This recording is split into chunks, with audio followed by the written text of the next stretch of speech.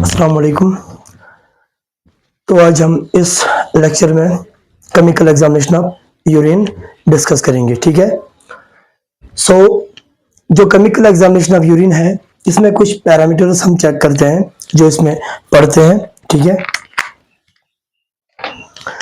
इसमें पहले ही पीएच, उसके बाद proteins, glucose, ketones, bilirubin, bile salts, urobilinogen, blood, haemoglobin, myoglobin, nitrite और ल्यूकोसाइड एस्ट्रेज, ये कुछ चीजें हैं जो हम इसमें इस केमिकल एग्जामिनेशन के अंदर हम पढ़ते हैं। तो पहला ही जो ये केमिकल एग्जामिनेशन ऑफ यूरिन है, इन सबको एक एक करके डिस्क्राइब करना वीडियो बहुत ज्यादा लंबा हो सकता है, इसलिए हम इनको ब्रेक्स में उठाएंगे। इस वीडियो में आज ये दो पीएच और प्रोटीन्स डिस्कस होंगे, उसके बाद बाकी ये अलग अलग वीडियोस में डिस्क्राइब होंगे। तो अब हम पीएच की बात करेंगे, ठीक है। पीएच जो केमिकल एग्जामिनेशन ऑफ यूरिन है, इसमें ये पैरामीटर्स आते हैं जो हमने अभी हम फिर से रिपीट करेंगे। PH, proteins, glucose, ketones, bilirubin, bile salts, urobilinogen, blood, haemoglobin, myoglobin, nitrite और ल्यूकोसाइड एस्ट्रेज, ये हम इसमें पढ़ते हैं, ये इसके अंदर आता है, ठीक है। तो अब हमने पीएच की बात की है, तो पीएच आपको पता ही होगा, केमिस्ट्री क्लासेस में पढ़ते थे कि पीएच, पोटेंशियल ऑफ हाइड्रोजन, ये एक स्केल है। पीएच एक स्केल है, ये एक स्केल है जिसे हम मेजर करते हैं। क्या करते हैं? मेजरिंग एसिडिटी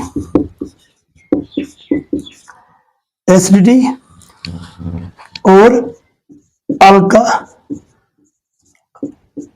अल्कालिनिटी मीन्स कोई चीज अगर एसिड है या बेस है, इस पीएच स्केल की मदद से हम जान सकते हैं, ठीक है। कि इसका वैल्यू पीएच स्केल पे क्या आता है, उस अकॉर्डिंग, उस बेसिस पे हम कह सकते हैं क्या ये बेस है, एसिड है, या ये सॉल्ट है, ठीक है, या न्यूट्रल है। तो हम क्या बोलेंगे, किसी चीज का अगर नेचर एसिडिक है, ठीक है, तो पीएच बता सकता है, पीएच स्केल या बेसिक नेचर। एसिड बेस, ये आपने पढ़ा होगा, किस चीज को एसिड बोलेंगे, अब किसको बेस बोलेंगे। यहाँ पे अगर ये एक केमिकल लिखूंगा मैं, यहाँ पे एक केमिकल का नाम, बस थोड़ा सा समझाने के लिए। यहाँ पे एक केमिकल है HCl, ठीक है, ये हाइड्रोक्लोरिक एसिड है, और यहाँ पे है H2CO3 नेगेटिव, H2CO3 नेगेटिव, ये बाइकार्बोनेट कहलाता है, बाइकार्बोनेट।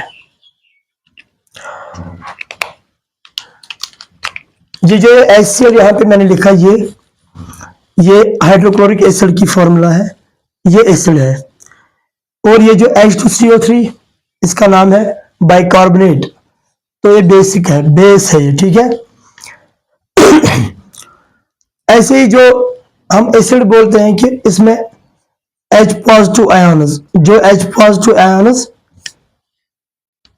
सिक्रेट करेगा, या मतलब हम बोलेंगे कोई कंपाउंड अगर हम लेंगे कोई केमिकल, तो एक्वस सॉल्यूशन में वो डिसोशिएट हो जाएगा आयन्स में, उसमें से H पॉजिटिव आयन्स वो रिलीज करेगा, ठीक है। H पॉजिटिव आयन्स रिलीज करेगा, वो हम कहलाते हैं कि वो एसिड है, ठीक है। बेस का हम बोलते हैं OH, हाइड्रोक्सिल आयन्स, ठीक है। जैसे और एक एग्जांपल है बेस की NaOH, ठीक है, सोडियम हाइड्रोक्साइड, ये भी बेस है। तो ये एसिड बेस का थोड़ा सा इसमें मैंने बताया। तो क्योंकि हम केमिस्ट्री नहीं पढ़ रहे हैं, हम यूरिन पढ़ रहे हैं, ठीक है,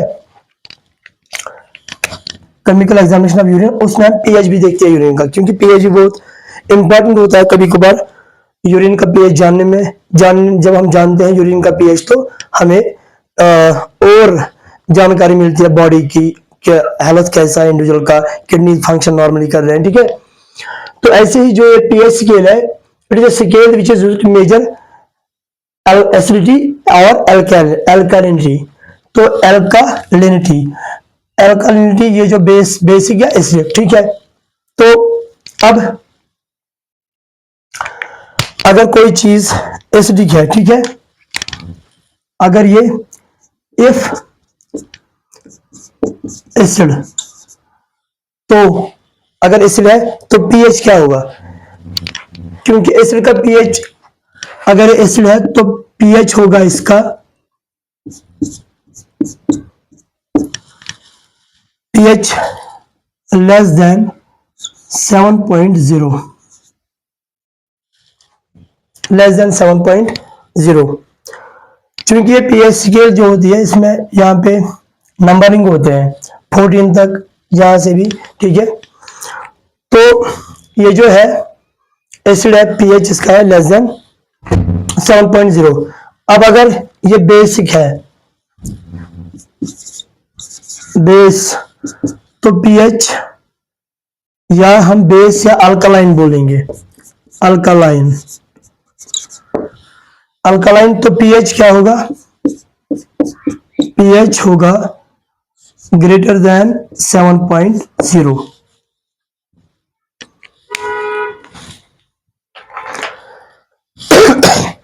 अगर एसिड है पीएच लेस देन 7.0, अल्कलाइन या बेस पीएच 7.0 से ज्यादा। अब अगर न्यूट्रल है, अब अगर न्यूट्रल है तो पीएच जो होगा वो होगा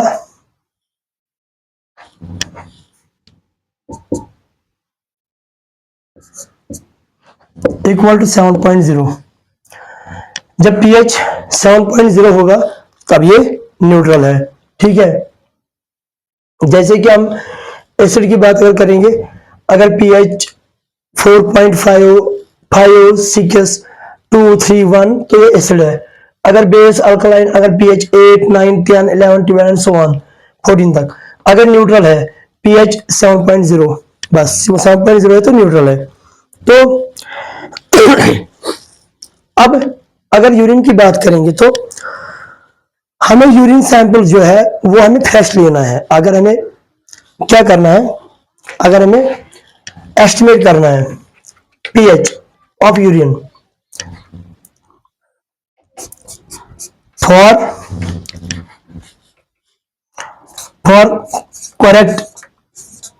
for correct estimation,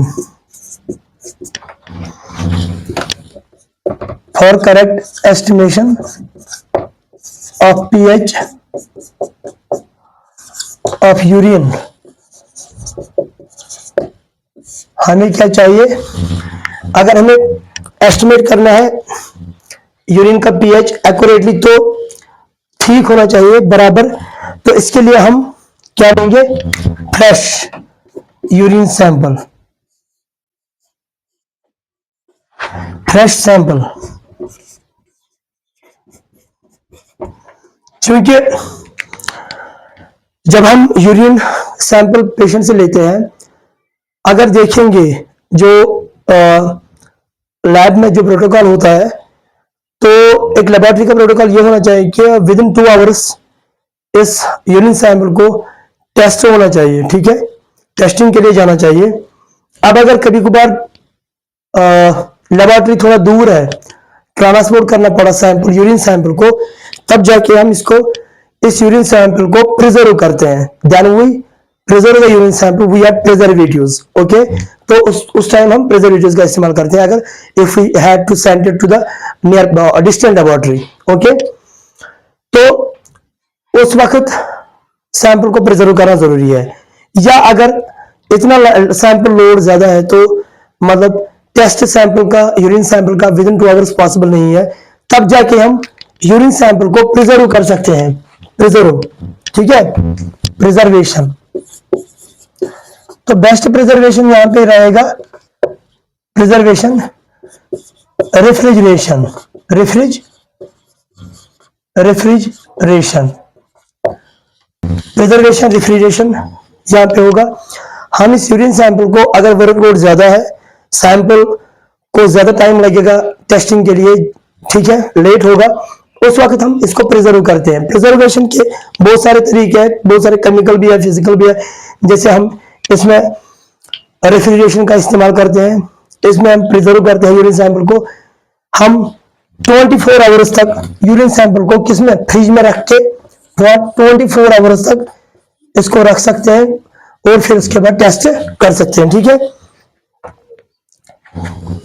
usually 4 degree Celsius तक, इस टेम्परेचर पे 4 to 6 degree Celsius, 5 to 6 degree Celsius रख के हम यूरिन सैंपल को प्रिजर्व कर सकते हैं 24 आवर्स के लिए, और उसके बाद हम टेस्टिंग कर सकते हैं, ठीक है। लेकिन अगर ये यूरिन सैंपल हम प्रिजर्व नहीं करेंगे, अगर यूरिन सैंपल प्रिजर्व नहीं होगा, ये स्टैंडिंग पे रखेंगे हम, ठीक है, रूम टेम्परेचर स्टैंडिंग पे यूरिन सैंपल रखेंगे, बहुत टाइम तक, ज्यादा देर तक रखेंगे, तो उसके बाद इस यूरिन सैंपल को, जो लॉन्ग स्टैंडिंग यूरिन सैंपल होता है, जो कि जिसका टेस्ट होना था विद इन 2 आवर्स, अब उसका टेस्ट नहीं हो पाया तो लेट हुआ, तो उस केस में जो यूरिन का पीएच है वो ज्यादा आएगा, इंक्रीज्ड, दैट मीन्स कि वो अल्कलाइन होगा, ठीक है, वो यूरिन सैंपल अल्कलाइन होगा। क्या है कि अगर यूरिन सैंपल हम बहुत देर तक छोड़ेंगे, ऐसे ही बहुत टाइम तक सैंपल निकाल के रखेंगे, तो इसको टेस्टिंग के लिए नहीं भेजेंगे, उसके बाद इसमें क्या होता है कि इसमें जो बैक्टीरिया होते हैं, ठीक है, यूरिया को वो कन्वर्ट करते हैं अमोनिया में, ठीक है, यूरिया को, क्योंकि यूरिन में यूरिया होता है, क्या होता है, यूरिया। यहां पे हम थोड़ा इसको इरेज करेंगे। इस यूरिन सैंपल में बैक्टीरिया होते हैं प्रेजेंट, उनको बोलते हैं यूरिएज प्रोड्यूसिंग बैक्टीरिया। ये जो यूरिएज प्रोड्यूसिंग बैक्टीरिया है, ये एक एंजाइम प्रोड्यूस करते हैं जिसको बोलते हैं यूरिएज, ठीक है। इस एंजाइम को, इस जो मैंने अंडरलाइन किया, ये है यूरिएज एंजाइम। ये urease enzyme urease producing bacteria produce करते हैं, ठीक है। उसके बाद ये बैक्टीरिया इस यूरिया को, किसको, यूरिया को, जो यूरिन में प्रेजेंट होता है, यूरिन में प्रेजेंट है क्या, यूरिया को करते हैं कन्वर्ट किसमें, ये with the help of this urea convert हो जाता है अमोनिया में, किसमें, तो अमोनिया क्या है, अमोनिया बेस है, अमोनिया का नेचर है बेसिक, क्या है, अमोनिया का जो नेचर है वो है, अमोनिया का नेचर है बेसिक।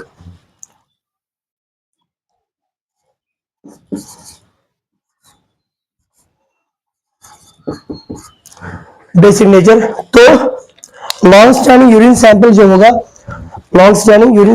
होगा, वो उसका पीएच इंक्रीज होगा, उसका पीएच अल्कलाइन होगा, क्या होगा, अल्कलाइन।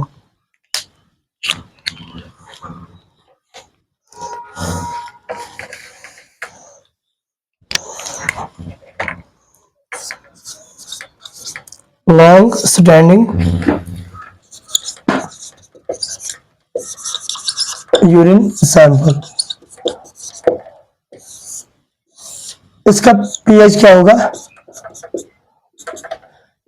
पीएच अल्कलाइन होगा, ये अल्कालाइन होगा, पीएच क्या होगा, इंक्रीज, पीएच ज्यादा होगा, ठीक है, इसका पीएच इंक्रीज होगा, ये अल्कालाइन यूरिन सैंपल होगा उस टाइम, ठीक है। इसीलिए for correct estimation of pH of urine हम फ्रेश सैंपल लेना चाहिए, ठीक है, long standing old urine sample नहीं होना चाहिए, क्योंकि इसमें जो बैक्टीरिया जो होते हैं यूरिया प्रोड्यूसिंग बैक्टीरिया, वो यूरिया को कन्वर्ट करते हैं किसमें, अमोनिया में, क्योंकि अमोनिया बेस है, बेसिक नेचर है, तो इसका पीएच, यूरिन का पीएच इंक्रीज होगा और ये अल्कलाइन यूरिन सैंपल बन जाएगा उस टाइम।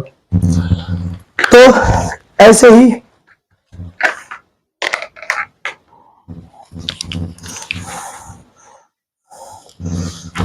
अगर हम यूरिन की बात करेंगे,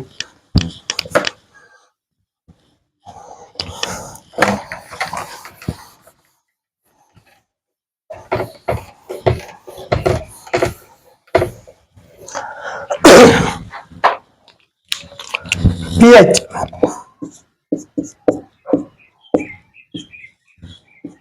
ठीक है, पीएच ऑफ नॉर्मल यूरिन का जो पीएच है, तो पीएच ऑफ नॉर्मल यूरिन, ठीक है,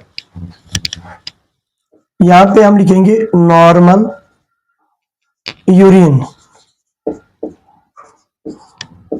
normal urine,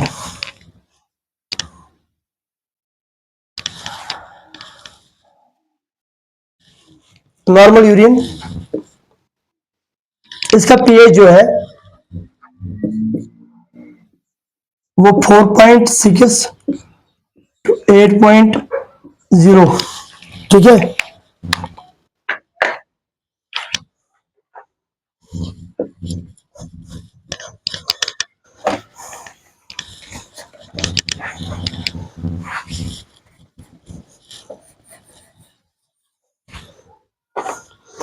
4.6 to 8.0 normal pH है यूरिन का।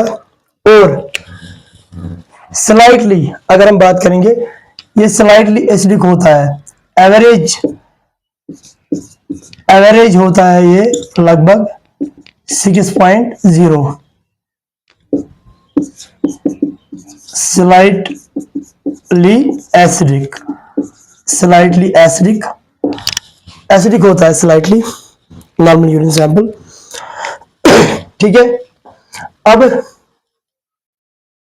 अगर हम बात करेंगे कि जो पीएच है यूरिन का, कभी कभार अल्कलाइन हो सकता है, कभी कभार एसिडिक हो सकता है, बेसिक या अल्कलाइन या एसिडिक हो सकता है। तो जो किडनीज है, lowest urinary pH that kidneys can produce, सबसे कम यूरिनरी पीएच जो किडनीज बना सकते हैं, ठीक है, वो है 4.5,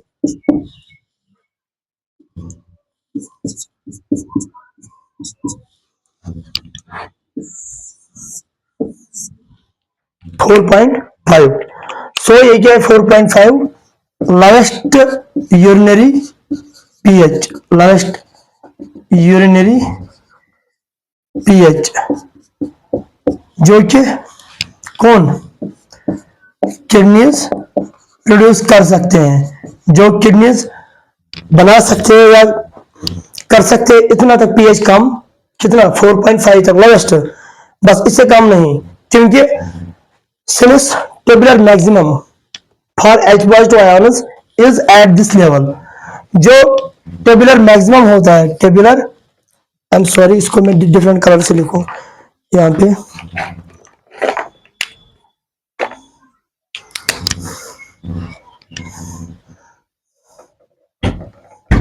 टेबुलर मैक्सिमम, टेबुलर मैक्सिमम, तो ये पीएच जो होता है लोवेस्ट यूरिनरी पीएच जो किडनीज प्रोड्यूस करते हैं, ये इससे कम नहीं हो सकता है, क्योंकि जो टेबुलर मैक्सिमम है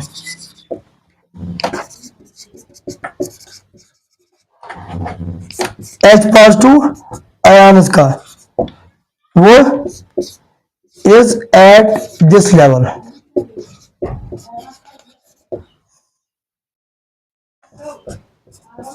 4.5 पे टेबल मैक्सिमम H पाइथन का इस लेवल पे होता है, ठीक है। तो इसे और यूरिन पीएच कम नहीं हो सकता है। अब जो यूरिन पीएच है, यूरिन पीएच है, ठीक है, ये जो यूरिन पीएच है, यूरिन का पीएच ये फैक्टर्स पे डिपेंड, कुछ फैक्टर्स पे डिपेंड करता है, ठीक है। तो यूरिनरी पीएच,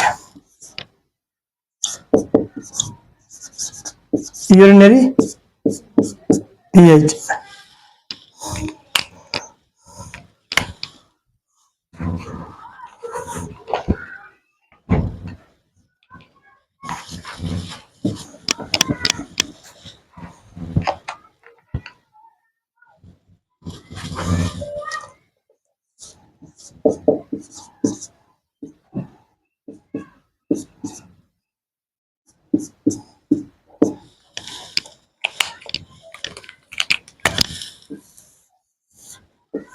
ये जो यूरिन पीएच है,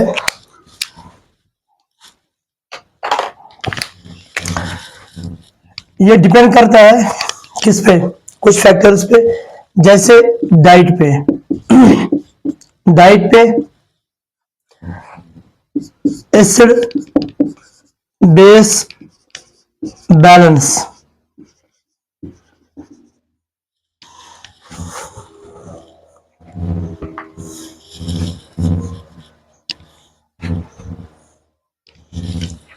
एसिड बेस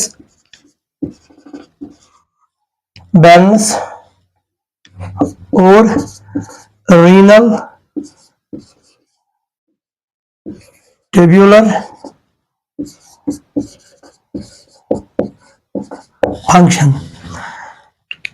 यूरिन का पीएच जो है ये इन तीन पे डिपेंड करता है, एक तो डाइट, दूसरा एसिड बेस बैलेंस, सॉरी तीन है, चार है, इसमें वाटर भी है, H2O सिंपल में लिखेंगे यहाँ पे, water, diet, water balance, acid base balance, renal tubular function, renal tubular function. Diet पे डिपेंड करता है किस टाइप का डाइट है, कभी कभार अगर हाई प्रोटीन डाइट होगा, ठीक है, high protein diet,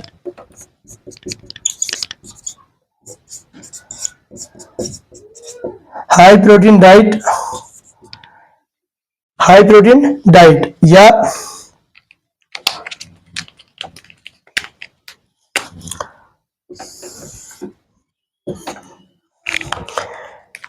high protein diet या diet which contains purines, diet, diet with purines, जिसमें पुरीनस होंगे, डाइट विद पुरीनस, ठीक है। और एक तो high protein diet, diet containing पुरीनस,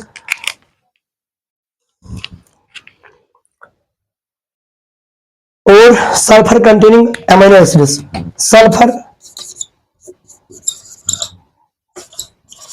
sulphur containing, sulphur containing amino acids,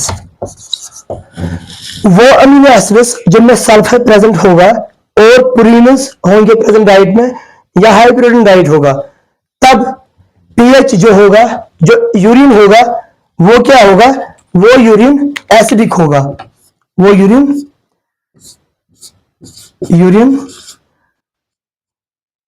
will be acidic, acidic urine होगा, ठीक है। तो क्या हमने कहा कि डाइट पे डिपेंड करता है। अब अगर डाइट मीन्स के, अगर डाइट में प्रोटीन ज्यादा है, ठीक है, प्रोटीन ज्यादा है,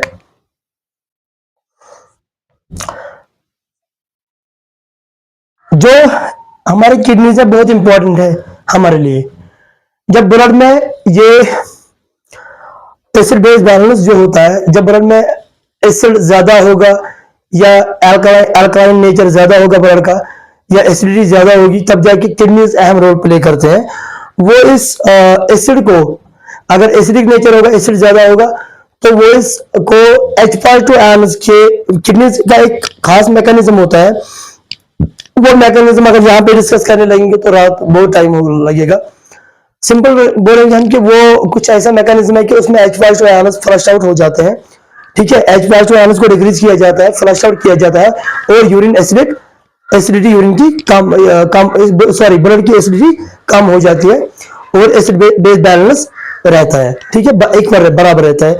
ठीक है, तो उसके बाद अगर अब ये जो एल्कलाइन नेचर अगर ज्यादा है ब्लड में एल्कलॉसिस है, ठीक है, बॉडी में एल्कलॉसिस है, एल्कलाइन कंपाउंड्स ब्लड में ज्यादा है, तो उस टाइम जो हमारी किडनीज है वो काम करते हैं, वो बाइकार्बोनेट को रिलीज करते हैं, बाइकार्बोनेट को एसिड पे होल्ड ऑन करते हैं, और बाइकार्बोनेट को एक्सीड करते हैं यूरिन में, और उसके बाद एल्कलाइन नेचर जो है ब्लड का वो कम हो जाता है, बराबर एसिड बेस बैलेंस हो जाता है, और पीएच जो इंक्रीज हुआ था, एल्कलाइन था, अब डिक्रीज हुआ।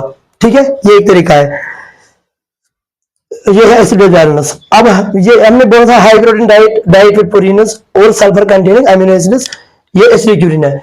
एसिड बेस बैलेंस तो ऐसे ही रिलेटिव फंक्शन जो है, ठीक है, ये भी इस पे भी डिपेंड करता है यूरिन पीएच। ठीक है, तो हम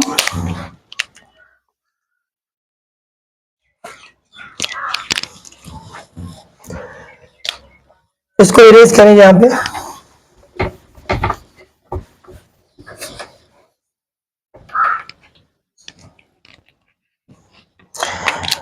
अब जो एसिडिक यूरिन है, एसिडिक यूरिन अगर देखेंगे, एसिडिक यूरिन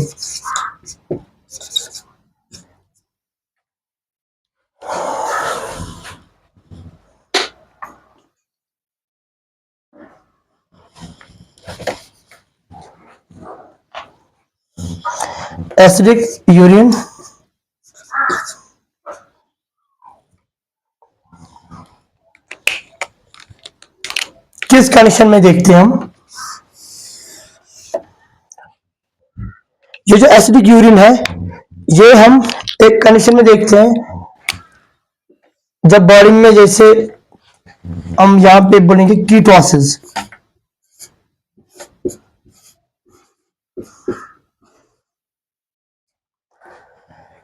एसिडिक यूरिन इस कंडीशन में पाया जाता है, कीटोसिस जब होगा। और कीटोसिस के भी कुछ काजेज है।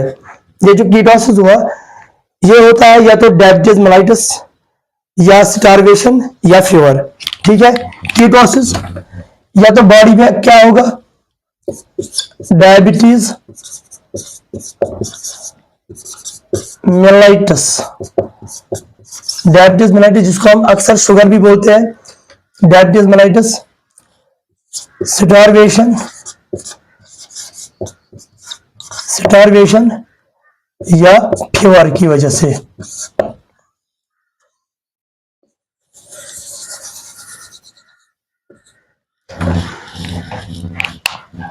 एसिडिक यूरिन किसमें पाया जाता है? कीटोसिस जब होगा, वो कीटोसिस किसी वजह से हो सकता है, डायबिटीज मेलाइटिस जिसको हम आम जुबान में शुगर बोलते हैं। ठीक है, डायबिटीज मेलाइटिस हो सकता है, या स्टारवेशन हो सकता है, बहुत दिनों तक इसने कुछ खाया नहीं पिया नहीं, बहुत टाइम तक खाए बगैर बंदा मतलब फास्टिंग, जब ये फास्टिंग पे कोई बंदा होता है, जब वो एक्सटेंड करता है फास्टिंग, मतलब बिल्कुल कुछ नहीं खाता, खा पीता है, बंदा कुछ खाता नहीं है पीता नहीं है बहुत टाइम तक, उसके बाद उसके बॉडी में स्टारवेशन हो जाती है। ठीक है, स्टारवेशन का जब हो जाता है तो स्टारवेशन ये एक ऐसी खतरनाक कंडीशन है कि प्रोटीन से फिर ग्लूकोज बनने लगता है। एक तो जब इंसान फास्टिंग पे होता है, या तो ग्लाइकोजन जो स्टोर होता है बॉडी में, उससे मतलब या फैट या ग्लाइकोजन, उससे थोड़ा ग्लूकोज प्रोड्यूस किया जाता है बॉडी में। लेकिन जब बहुत टाइम तक ये स्टोरेज, ग्लाइकोजन स्टोरेज भी खत्म हो जाते हैं बॉडी में, ठीक है, फैट भी खत्म हो जाता है, फिर उसके बाद प्रोटीन से ग्लूकोज बनाया जाता है, उस टाइम स्टारवेशन चल रही होती है बॉडी में। और फीवर में भी उस वक्त एसिडिक यूरिन हो सकता है, उस वक्त इन कंडीशन में एसिडिक यूरिन होता है। ठीक है, और ऐसे ही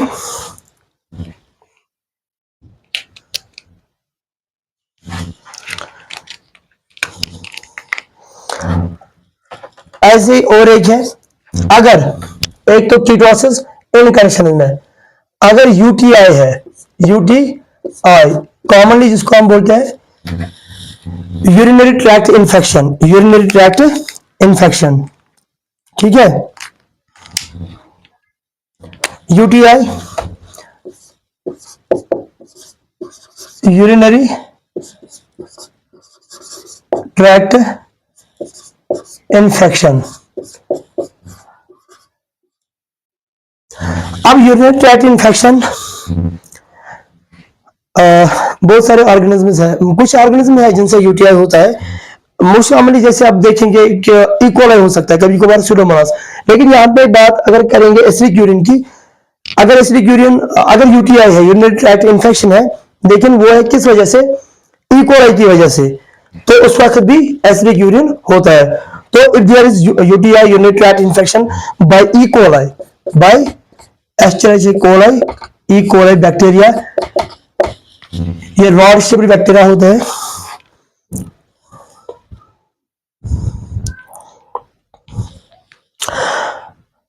क्या कहा हमने, यूटीआई बाय ई कोलाई, ये हो सकता है, ठीक है, एसिडिक यूरिन। और एक है इसमें ब्लैक मार्कर यहाँ पे, अगर हाई प्रोटीन डाइट होगा, high protein diet, high protein diet. I am sorry, light आई तो मैं, मुझे फैन ऑन है, इस फैन की वजह से शोर आ रहा है, मैं फैन बंद करता हूं।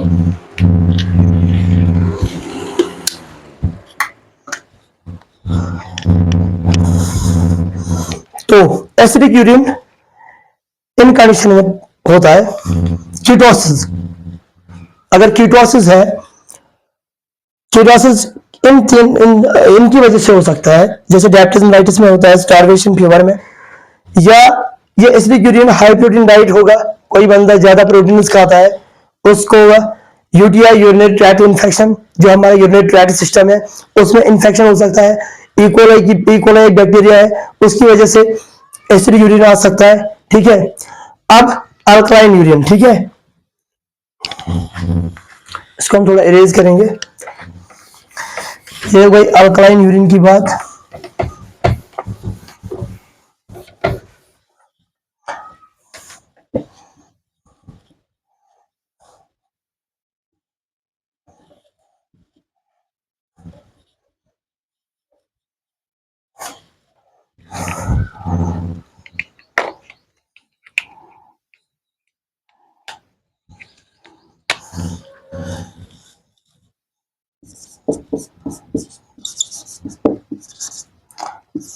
Alkaline urine,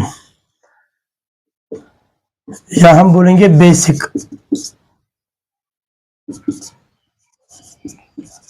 nature.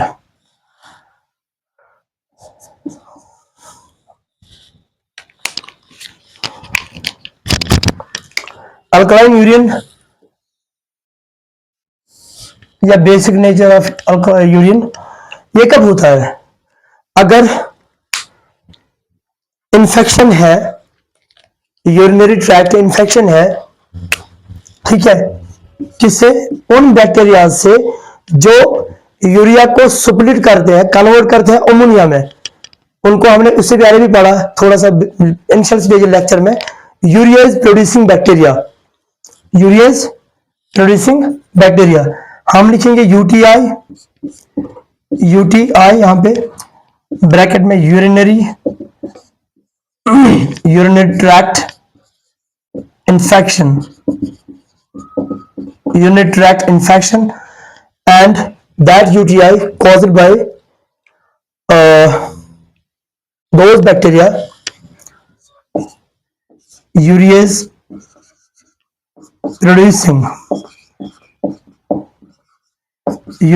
producing bacteria। Urease एक एंजाइम है, यही यूरियज एंजाइम ब्रेक डाउन करता है यूरिया को, जो यूरिन में प्रेजेंट होता है, किसमें, अमोनिया में कन्वर्ट करता है। यूरियज प्रोड्यूसिंग बैक्टीरिया, जैसे कि यहां पे urease producing bacteria, urease producing bacteria, urease producing bacteria, UTI है, लेकिन किन की वजह से? Urea producing bacteria such as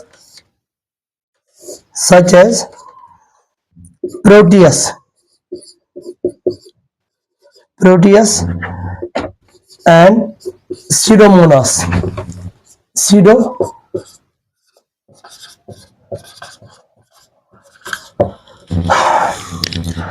Proteus या सीडोमोनास जो बैक्टीरिया है, यूरिया प्रोड्यूसिंग बैक्टीरिया है, ये यूरियाज एंजाइम प्रोड्यूस करते हैं, तैयार करते हैं। उसके बाद वही यूरियाज किसको सुप्लिट करता है? यूरिया को ब्रेक डाउन करता है। अगर ये यूरिया है, इसको ब्रेक डाउन करता है, कन्वर्ट करता है इसमें अमोनिया में।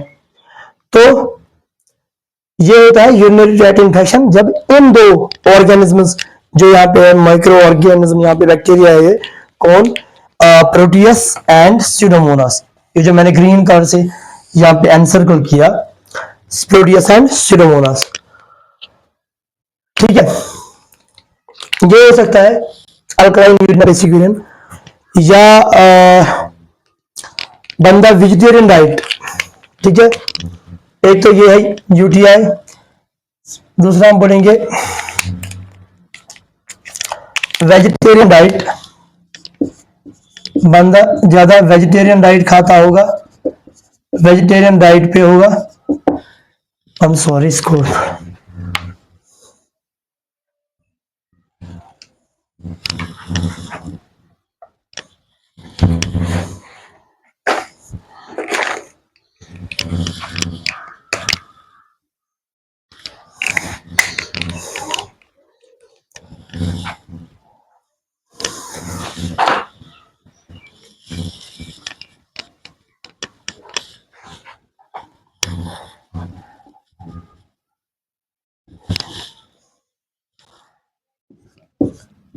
Vegetarian diet. अगर बंदा ज्यादा वेजिटेरियन है, वो खाली वेजिटेरियन डाइट पे है, तो उस वक्त भी अल्कलाइन बेसिक यूरिन का पीएच ज्यादा होगा। अल्कलाइन मतलब अल्कलाइन यूरिन है, बेसिक यूरिन है, तो पीएच क्या होगा? पीएच होगा ग्रेटर देन 7.0 से ज्यादा। या और एक कंडीशन है, अल्कलाइन यूरिन या बेसिक यूरिन कब हो सकता है? ठीक है, यहां पे लिखेंगे, अगर renal tubular acidosis, renal tubular acidosis होगा, रीनल ट्यूबुलर एसिडोसिस होगा, तब भी अल्कलाइन यूरिन हो सकता है, बेसिक नेचर ऑफ यूरिन होगा। या ऐसे ही ओल्ड ओमेनिकल यूरिन सैंपल, ओल्ड ओमेनिकल, ये जो यहाँ पे एरो है,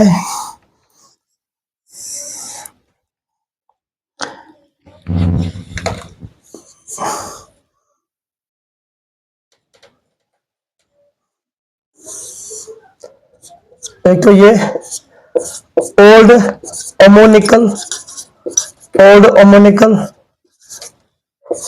यूरिन सैंपल,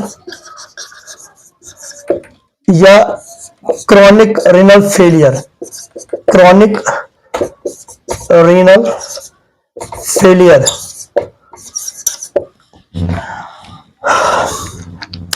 अल्कलाइन यूरिन होगा तब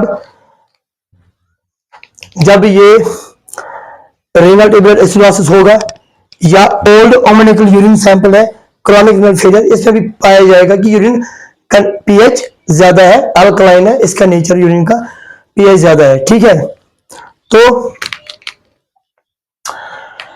ये हुआ यूरिन का पीएच के बारे में। अब हम प्रोटीन्स पढ़ेंगे।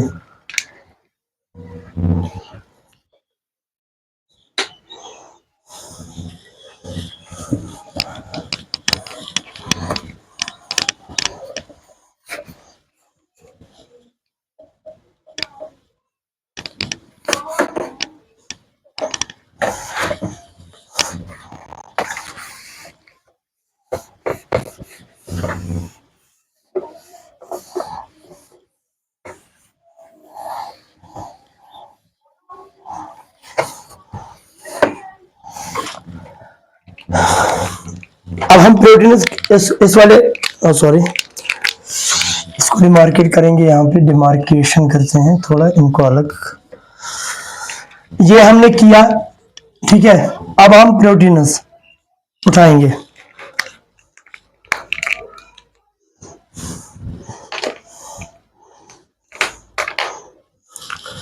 प्रोटीनस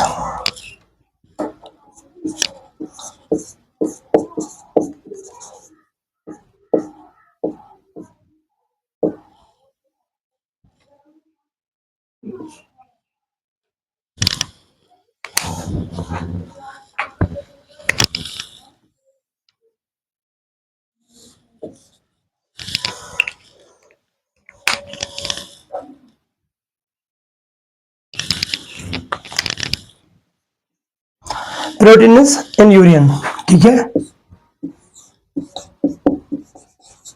यूरिन में। तो नॉर्मली जो किडनीज होते हैं, नॉर्मली अगर हम बात करेंगे,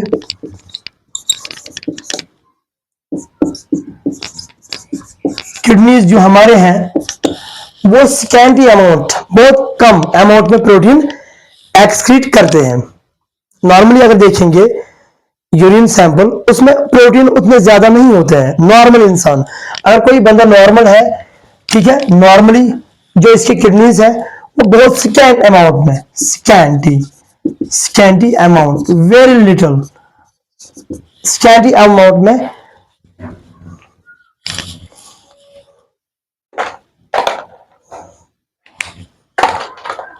स्कैंटी अमाउंट में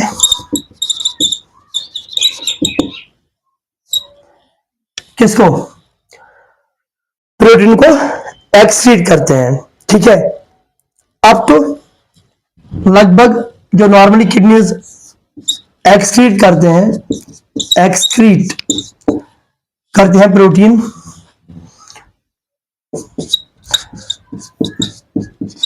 वो है अप टू 150 mg मिलीग्राम पर 24 आवर्स। लगभग 150 मिलीग्राम पर 24 आवर्स में, 24 आवर यूरिन सैंपल में लगभग 150 मिलीग्राम और लेस देन 150 मिलीग्राम पर 24 आवर्स और अप टू 150 मिलीग्राम और लेस, लेस, इतने प्रोटीन हो सकते हैं। हम यहाँ पे ये लिखेंगे, ये वाला कंसीडर करेंगे, ठीक है। Less than 150 milligram protein urine में होंगे, लेकिन 24 आवर्स में, 24 आवर यूरिन सैंपल में लेस देन 150 मिलीग्राम प्रोटीन होते हैं एक नॉर्मल इंसान में, जिसके किडनी नॉर्मली फंक्शन करते हैं, ठीक है।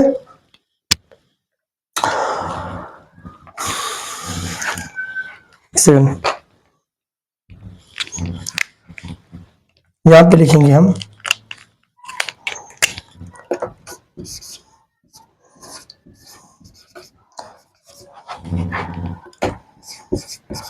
नॉर्मल लेवल किसका, प्रोटीन का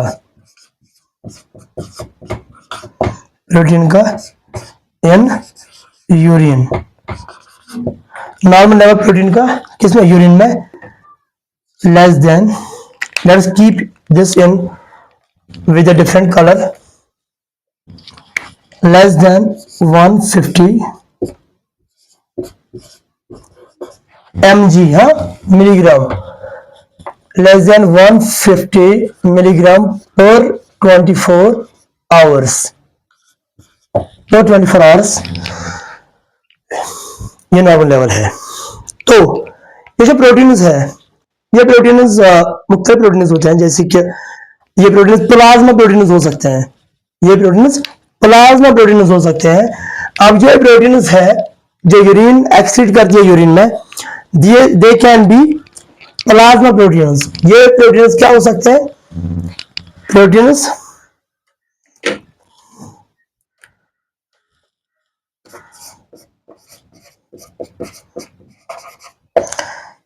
ये जो प्रोटीन्स है ये हो सकते हैं जो किडनी एक्सक्रीट करती है, ये हो सकते हैं प्लाज्मा प्रोटीन्स,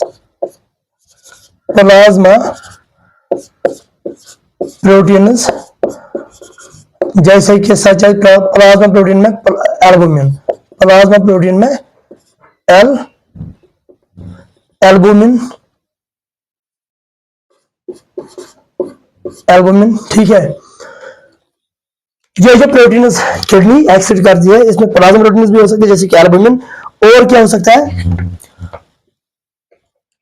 इसको पहले मैं यहाँ पे लाइन मारता हूं, ये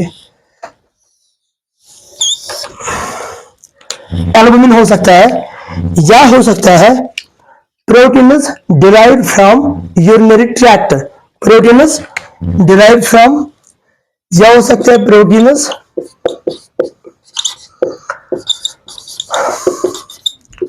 डिराइव्ड फ्रॉम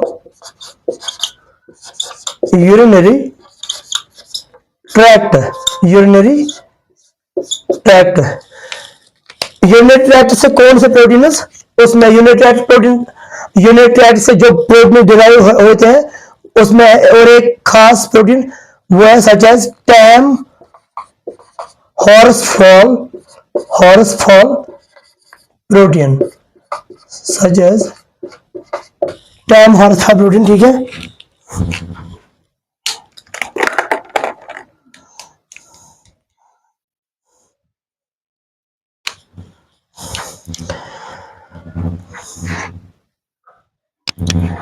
जहां पे हम इरेज करेंगे थोड़ा सा इसको,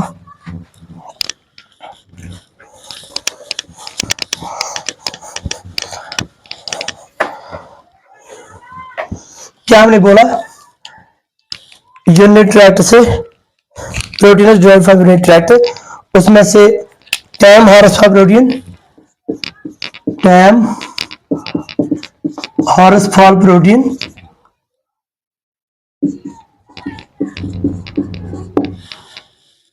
एक ये हो सकता है, या हो सकता है सेक्रेटरी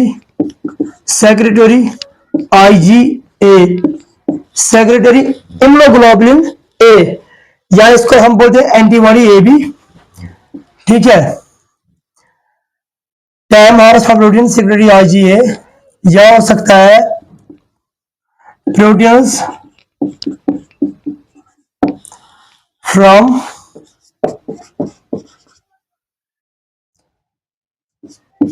टेब्यूलर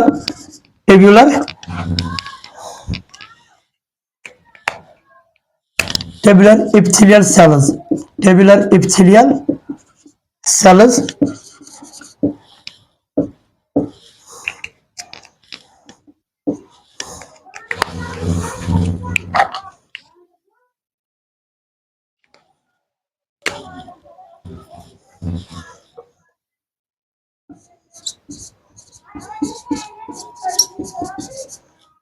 leukocytes,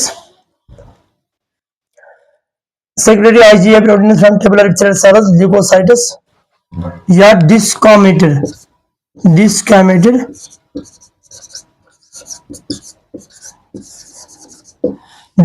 सेल्स।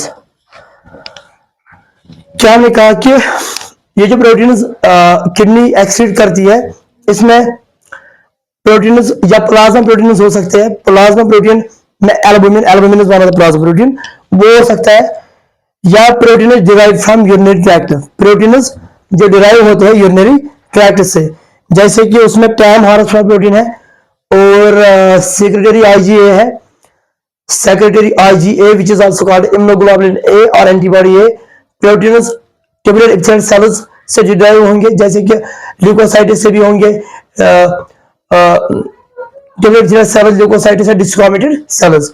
अब ये टैम हॉर्सफॉल प्रोटीन है, टैम हॉर्सफॉल प्रोटीन है, यहां पे लिखेंगे हम टैम, यहां पे जगह नहीं, इसको इरेज करना पड़ेगा यहां पे, ठीक है। तो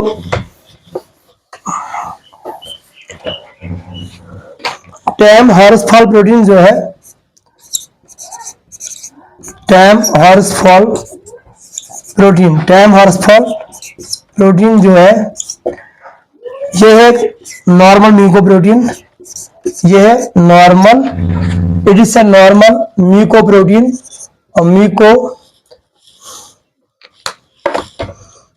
it is a normal mucoprotein,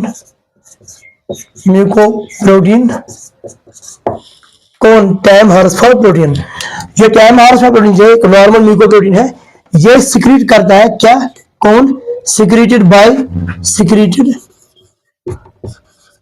bye ascending loop of Fresnel, ascending loop of Fresnel, secreted by ascending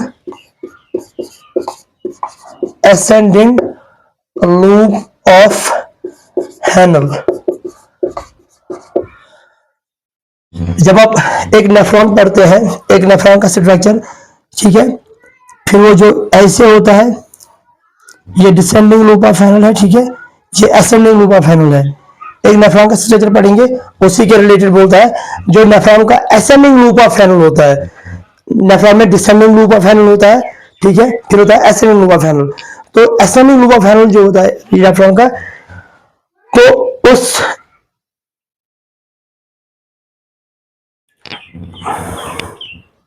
उसमें वो सिक्रेट करता है स्टेम हार्सफॉल प्रोटीन को। असेंडिंग लिम्ब जो होता है loop of Henle, ascending limb of loop of Henle जो होता है, वो सिक्रेट करता है क्या, इसको टाइम हार्सफॉल प्रोटीन को, जो कि नॉर्मल म्यूकोप्रोटीन है। अब अगर यूरिन में प्रोटीन ज्यादा आते हैं, अगर यूरिन में, वो भी प्रॉब्लम है ना, अगर यूरिन में प्रोटीन ज्यादा आते हैं, इसको एम्फेसिस करेंगे, let us erase it।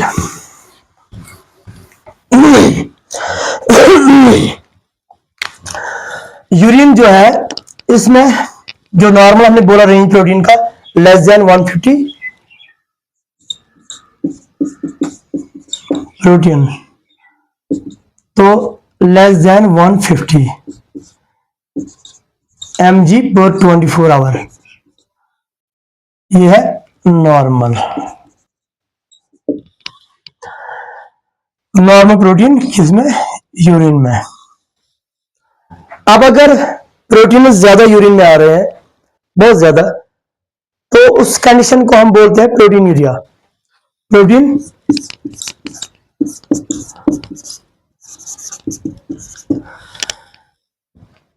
Protein urea हम किसको बोलेंगे, जब यूरिन में प्रोटीन 150 mg पर 24 आवर से ज्यादा होगा, इससे ज्यादा जब आएगा प्रोटीन यूरिया रेफर्स टू क्या, मोर देन 150 mg पर 24 आवर।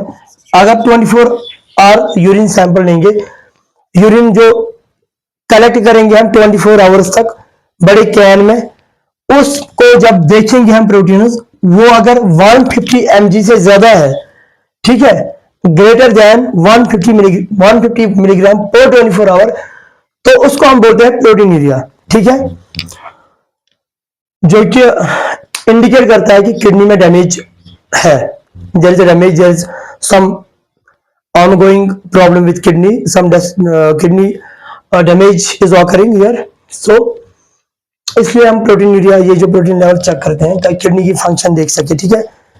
तो ऐसे ही अब जो ये प्रोटीन यूरिन में जो प्रोटीन है, ये हम डिटेक्ट करते हैं। अगर यूरिन में प्रोटीन है तो इनको हम डिटेक्ट करते हैं एक मेथड से, उसको हम बोलते हैं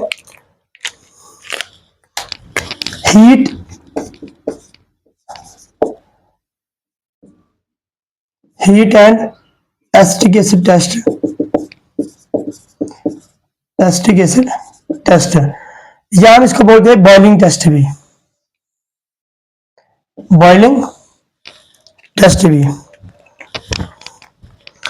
अगर हमें डिटेक्ट करना है प्रोटीन यूरिन में, इसको बोलते हैं बॉइलिंग टेस्ट भी, ठीक है, इसको बोलते हैं बॉइलिंग टेस्ट भी, ठीक, इसको बोलते हैं बॉइलिंग टेस्ट भी।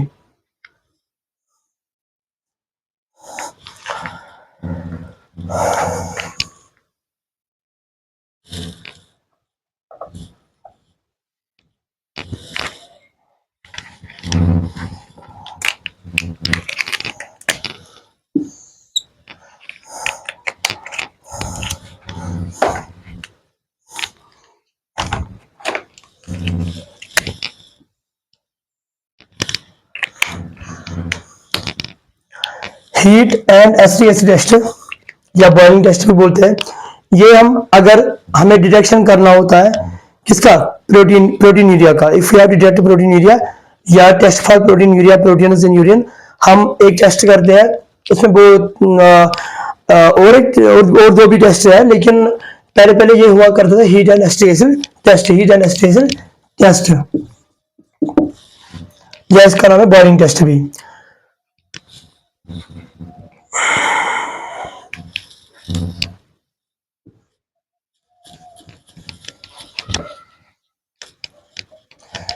थोड़ा इसमें अच्छे से यहाँ पे लिखेंगे, ठीक है।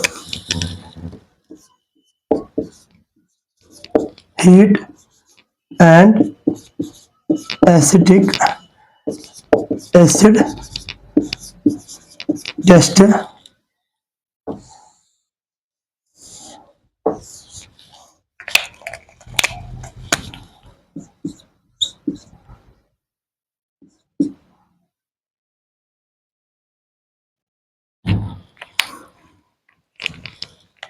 heat and acid test for estimation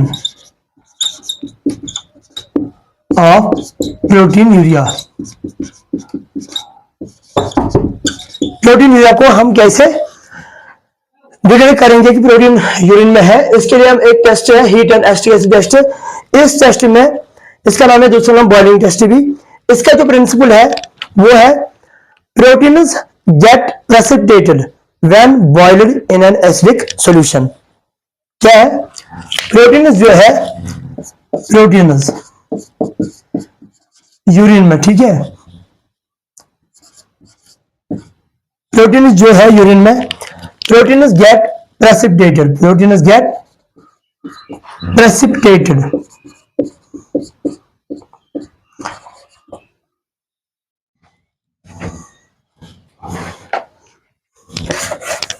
proteins get precipitated when boiled in an acidic solution, in an acidic solution। ये इसका प्रिंसिपल है, ये इसका प्रिंसिपल है इस टेस्ट का, इस टेस्ट का ये प्रिंसिपल है।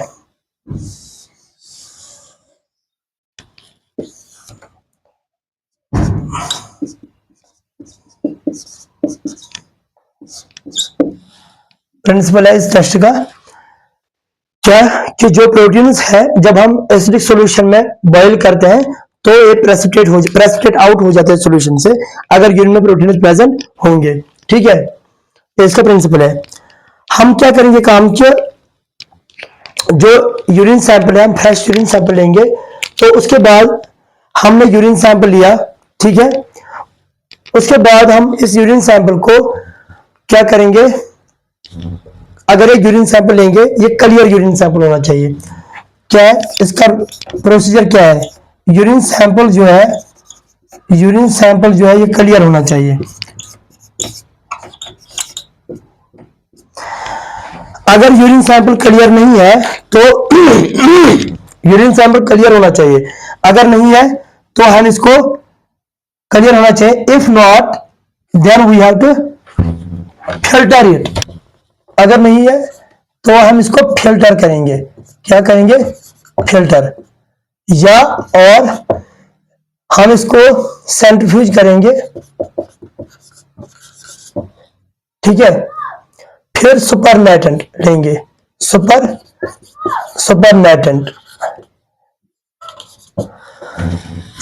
मतलब जब हम इसको इस ट्यूब में यहां तक यूरिन लेंगे, ठीक है, यहां तक, मिसाल के तौर पर हमने यहां तक यूरिन लिया, इसको सेंट्रीफ्यूज में डाला, सेंट्रीफ्यूज मशीन में, तो उसके बाद ये सेडिमेंट नीचे बचेगा और जो सुपरनेटेंट फ्लूइड है वो अपर पार्ट, ऊपर की तरफ सतह में, ऊपर की सतह में जो सरफेस में ये सुपरनेटेंट जो ऊपर वाला हिस्सा है वो हम लेंगे, उसको बोल रहे हैं सुपरनेटेंट, ठीक है। सुपरनेटेंट लेंगे हम एक ट्यूब में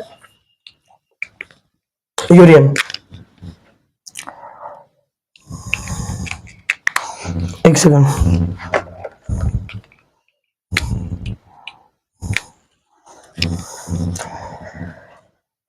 उसके बाद हम चेक करेंगे ये यूरिन थोड़ा एसिडिक होना चाहिए। यूरिन अगर एसिडिक था तो ठीक है, अगर यूरिन एसिडिक नहीं था हम इसको ऐड करेंगे, हम इसको ऐड करेंगे एसिटिक एसिड, मगर 10%। एसिटिक एसिड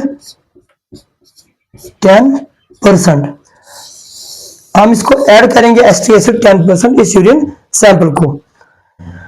हमने यूरिन सैंपल लिया, क्लियर, फिल्टर किया, अगर क्लियर नहीं था तो इसको सेंट्रीफ्यूज करके हमने सुपरनेटल लिया, इसको फिर ऐड किया 10% एसिटिक एसिड। उसके बाद हमने लिया किसमें ये जो हमने लिटमस पेपर से हमने चेक किया कि ये एसिडिक है कि नहीं है, ठीक है। उसके बाद ड्रॉप बाय ड्रॉप ये डालना है क्या एसिडिक एसिड, जब तक लिटमस पेपर रेड ना हो जाए, ब्लू लिटमस पेपर रेड ना हो जाए तब तक हमें ड्रॉप बाय ड्रॉप डालना है एसिडिक एसिड 10%। जैसे ही ये एसिडिक हुआ उसके बाद हमें फिल करना है क्या, ये ट्यूब है, ये ट्यूब है, आई एम सॉरी इसको थोड़ा ये बन गया ट्यूब।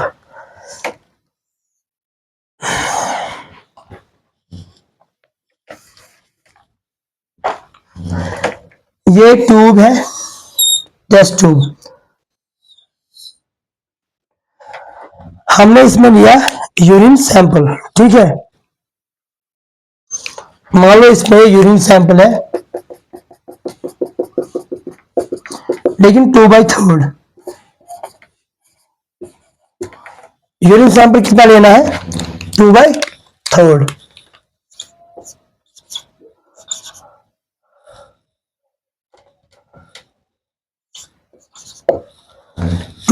हमने ये ट्यूब फिल किया विद यूरिन, दैट मीन्स 2/3 लगभग यहां तक, ठीक है, लगभग यहां तक हमने फिल किया।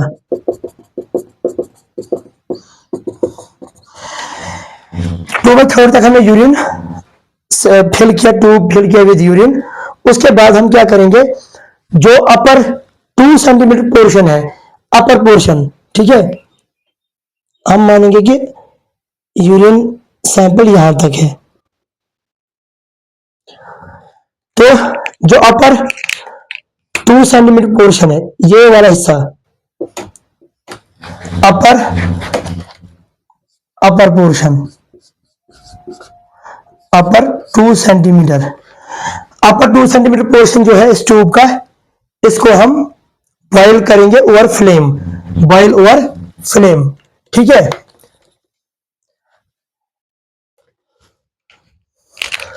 मान लीजिए यहां पे ये फ्लेम है,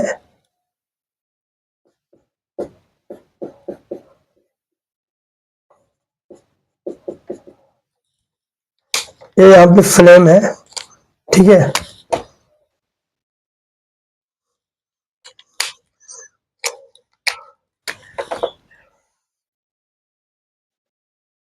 ये बर्नर है,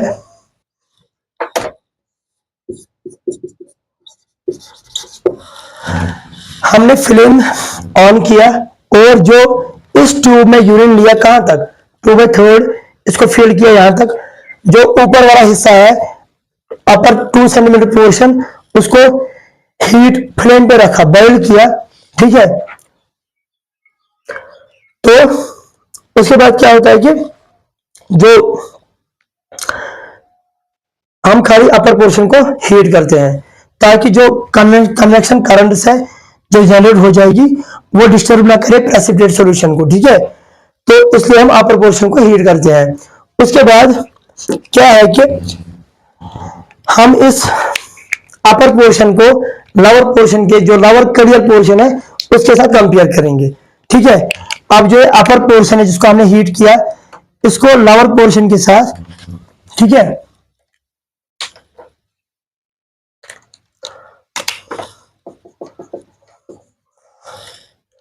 लोअर पोर्शन जो है ये है अपर पोर्शन, ठीक है, और ये है लोअर पोर्शन, यहां से ये लोअर पोर्शन, ये है अपर पोर्शन, इनको कंपेयर करेंगे, ठीक है।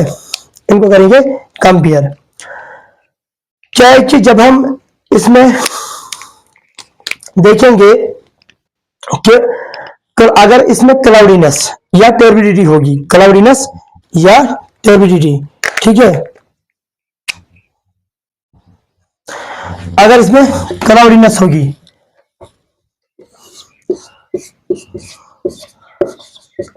क्लाउडीनेस और टर्बिडिटी, अगर क्लाउडीनेस या टर्बिडिटी प्रेजेंट है, क्या है, प्रेजेंट, इसका मतलब है इसमें प्रोटीनस है, क्या है, प्रोटीनस या फॉस्फेटस।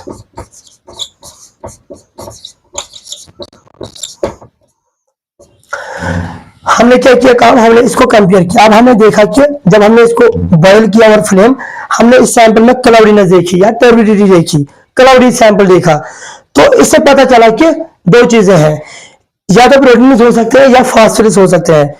टर्बिडिटी अगर है, क्लाउडीनेस प्रेजेंट है, हमने देखी इस ट्यूब में क्लाउडी नेचर है, क्लाउडी है ये, तो इसका मतलब है इसमें प्रोटीनस भी हो सकते हैं, ये जरूरी नहीं है, या प्रोटीनस या फॉस्फेटस भी हो सकते हैं।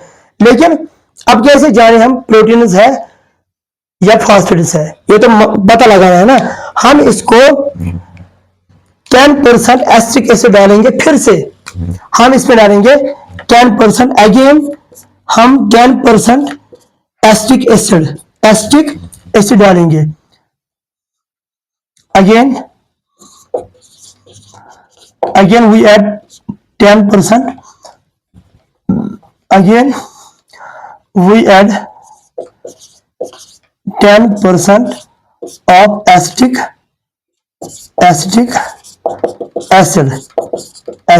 acid and boil again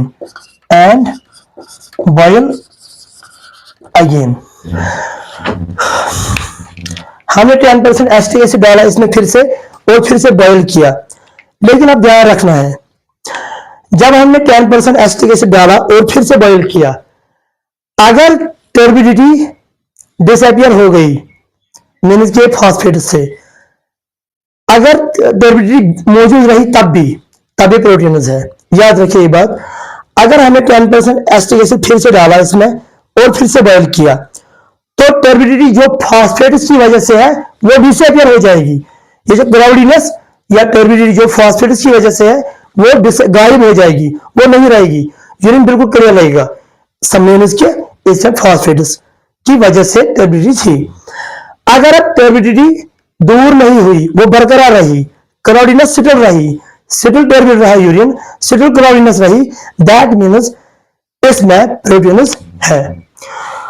thank you, hope you all like this video, और इसको शेयर कीजिए और चैनल को ज्यादा से ज्यादा सब्सक्राइब बाकियों तक पहुंचाइए ताकि सब्सक्राइबर बढ़े। Thank you.